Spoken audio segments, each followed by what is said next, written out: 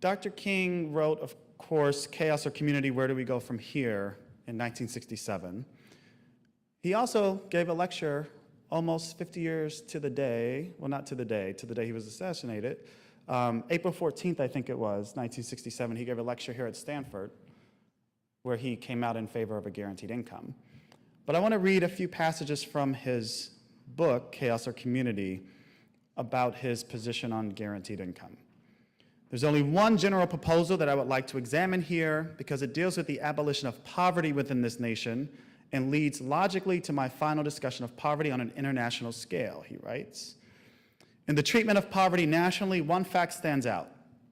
There are twice as many white poor as Negro poor in the United States. Therefore, I will not dwell on the experiences of poverty that derive from racial discrimination.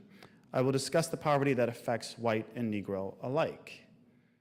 I'm now convinced, he continues, that the simplest approach will prove to be the most effective.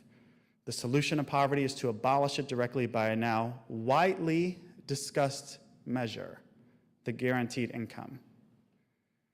He continues on, earlier in this century, and it's almost like he was writing these words now. Earlier in the century, this proposal would have been greeted with ridicule and denunciation as destructive of initiative and responsibility. At that time, economic status was considered the measure of the individual's ability and talents. In the simplistic thinking of that day, the absence of worldly goods indicated a want of industrial habits and moral fiber. Boy, that sounds familiar. I could have sworn we just decided as a country we were going to include work requirements into Medicaid last week. We're still having this argument. He writes, we have come a long way in our understanding of human motivation and of the blind operation of our economic system. Now we realize that dislocations in the market operation of our economy and the prevalence of discrimination thrust people to idleness and bind them into constant or frequent unemployment against their will.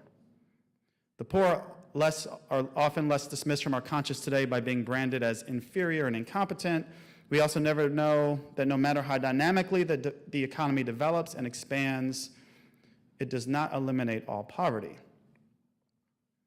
Final two paragraphs. The proposal is not a civil rights program.